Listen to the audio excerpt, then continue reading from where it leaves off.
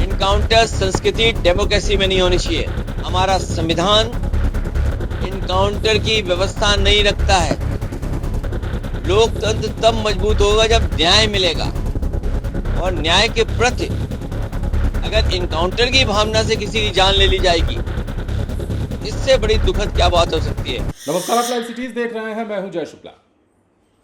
बिहार के भोजपुर के शाहपुर प्रखंड के बिलौटी गांव में भरत तिवारी के एनकाउंटर का मामला जो है अब देशव्यापी हो चुका है। लोग अपनी अपनी प्रतिक्रियाएं अपने अपने तरीके से इस पर दे रहे हैं। कोई इस एनकाउंटर को सही बता रहा है तो कोई इस एनकाउंटर को गलत बता रहा है। एक बड़ा तबका है जो ये कह रहा है कि इसमें पुलिस की गलती है। हालांकि हम मुहर नहीं लगाते, लेकिन अब इस पर राजनीतिक प्रतिक्रियाएं जो निकलकर सामने आ रही हैं वो आने वाले समय में बड़े बदलाव का संकेत दे रही हैं। अब अखिलेश यादव को ही सुनिए। अखिलेश यादव ने इस एनकाउंटर पद्धति को ही नकार दिया है और कहा है कि लोकतांत्रिक व्यवस्था में एनकाउंटर जैसी कोई भी चीज होनी ही नहीं चाहिए। भरत तिवारी के मामले में जब सवाल पूछा गया अखिलेश यादव से, तो दिल्ली में क्या क्या कह रहे थे और कैसे यूपी में योगी मॉडल की भी पोल खोल रहे थे, वो हम आपको सुनवाते हैं। देखिए, ये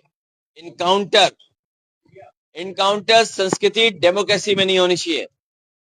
इनकाउंटर संस्कृति से हमारे संविधान कभी आजादी नहीं देता इनकाउंटर के लिए। हमारा संविधान इनकाउंटर की व्यवस्था नहीं रखता है।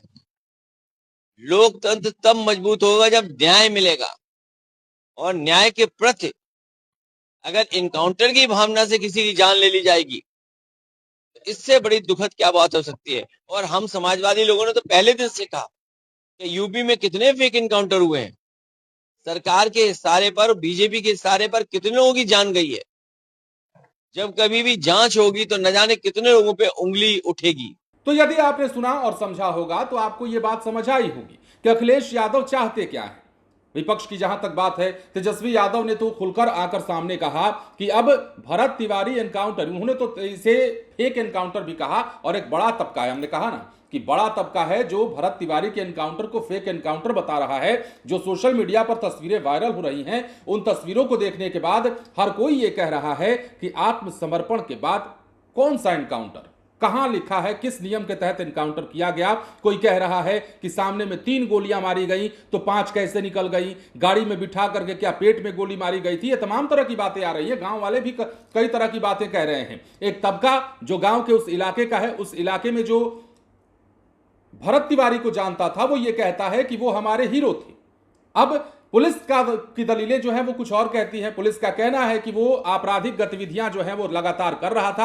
हालांकि पुराना रिकॉर्ड नहीं है अपराध का, कोई केस दर्ज नहीं है, लेकिन बंदूक लहराना गलत था, गलत है, गलत रहेगा, ये हम भी कहते हैं। लेकिन जब बंदूकें फेंक दी जाती हैं और आत्मसमर्पण कर दिया जाता है तो फिर एनकाउंटर की कोई बात नहीं हो पाती। अगर ऐसे किया जाए फिर तो तमाम नक्सलाइट जो आकर के आत्मसमर्पण करते हैं उन्हें वहीं के वहीं मार के खत्म कर दीजिए। कई सारे लोग ये बातें कह रहे हैं। हालांकि ये बातें अब पुरानी हो चली हैं, कई दिनों पहले से ये बातें की जाती रही हैं और की जा रही हैं। लेकिन अब राजनीतिक प्रतिक्रियाएं बड़ा महत्व रखती हैं। बड़े बड़े नेता अब इसके पक्ष में खुलकर बोलने लगे हैं। बिहार बीजेपी के बड़े नेताओं ने भी इस पर अपनी प्रतिक्रिया दी, चाहे ऋतुराज सिन्हा हो, विजय कुमार सिन्हा हो या फिर अन्य नेता हो। पवन सिंह ने भी पिछले दिनों पोस्ट किया। तरह तरह की बातें और तरह तरह के वक्तव्य इस पर दिए जा रहे हैं, और इन तमाम वक्तव्यों के बीच में अखिलेश यादव का यह बयान काफी मायने रखता है।